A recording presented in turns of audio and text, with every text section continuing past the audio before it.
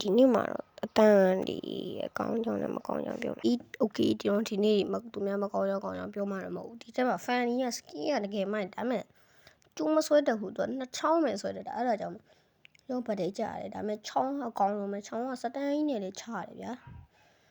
တော်တော်လေးလည်းကျန်းပါတယ်အနီဘက်ကကတိတာဆိုရင်တော့ကျွန်တော်ဘယ်လောက်တောင်ကျန်းလဲဆိုရင်နောက်ပိုင်းမှာပြတယ်မကြီးချောင်းကမာကြီးသွားတယ် Granger လည်းကောင်းတယ် Granger စပို့ပြီးအနီဘက်က fan ကြီးကလည်းဒါပေမဲ့လီလာကတော့ဒီထက်မှ1 hit ကိုပြစ်မကြုံ fan ကြီးတန်းရှော့သွားပြီချောင်းမဲ့ဆွဲရတယ်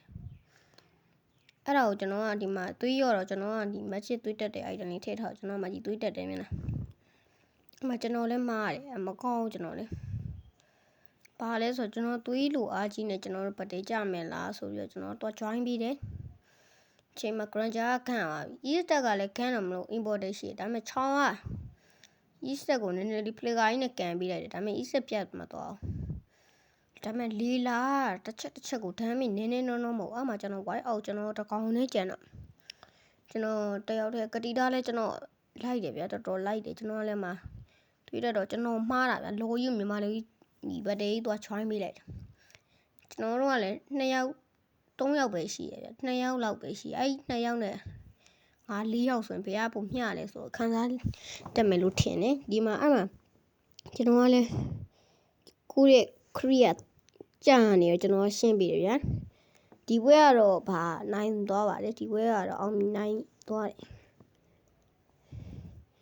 ပြီးတော့ဒီမှာကြည့်ပထမဆုံးစကီကြီးမှာကျွန်တော်မကြည့်မြင်လားကတိအနိမကတိတာဘလောက်ကောင်းလဲဆိုတော့ကျွန်တော်ရဲ့စကီအီမြူပါ sorry အတန်ဝင်နေလို့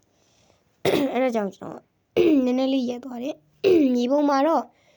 ဒီခရီးအန်သွားမှမြင်နိုင်ပေမဲ့ကျွန်တော် edit ထားလို့ဖြစ်တာပါကျွန်တော်အချင်းမပြလို့ပါဘူးဘာလို့လဲဆိုတော့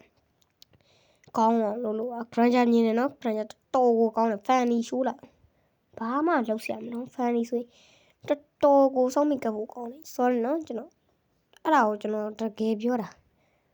တော်လေးကိုလက်ပေါက်ကတဲ့ကောင်ဘိုင်ဘိုင်ဒါပေမဲ့ကျွန်တော်နဲ့လာဆော့ကျင်တဲ့လူတွေရှိရင်လည်းလာဆော့လို့ရပါတယ်ကျွန်တော် follow ရတဲ့လောက် follow ပြီးပါမယ်ဟုတ်ကဲ့ပါကျွန်တော်တို့ဆော့ပေးလို့ရပါတယ်ကျေးဇူးများတင်ပါတယ် bye bye